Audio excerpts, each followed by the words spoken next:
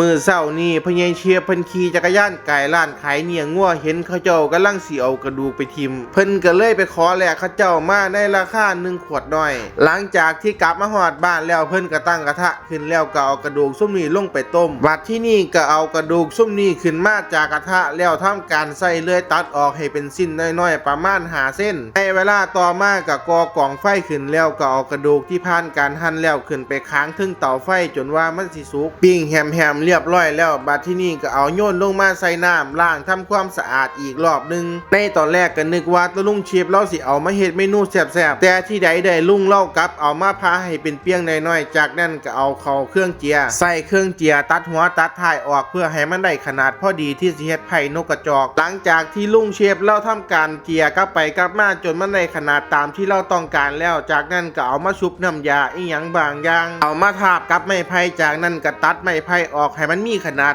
เท่าๆกันกับกระดูกเอามีดโต้มาสับเก็บงานออกในส่วนที่ไม้ไผ่มันบ่ทันได้ท่อกันกับกระดูกปานใดในเวลาต่อมาลุงเชฟเราก็เอาก้อนดำๆอีหยังบางอย่างคล้ายๆกันกับขี้ซี่หรือกาวอีหยังสักอย่างมาต้มให้มันละลายจนเกิดความเหนียวจากนั้นก็เอามาติดไม้ไผ่กับกระดูกเข้าหากันให้มันอยู่แบบเนียนสุดๆไปเลยกระบวนการต่อมาเอาเหล็กแหลมๆมาทำการจ่อหู้กลมๆไว้ตรงด้านหลังของไม้ไผ่โดยที่ลุงเชฟเราที่จ่อหู้จำนวน2 อันไว้ด้านหลังจากนั้นก็ขันให้มันแน่นขึ้นไปอีกระดับหนึ่งเหตุการณ์ถัดมาลุงเชฟเราก็อยากสิโซ่ทักษะผลงานศิลปะระดับศิลปินในตำนานของเพิ่นเอาเล็กน้อยๆขนาดเข็มขึ้นมาจากด้านจุ่มสีมาทำการวาดลวดลายลงไปที่ด้านหน้าของไผ่นกกระจอกผลงานไผ่นกกระจอกของลุงเชฟเรานี่สวยงามอีหลีแต่ว่าแปลกบ่มีผู้ใดกดไลค์ให้กำลังใจเราเลยแม้แต่คนเดียว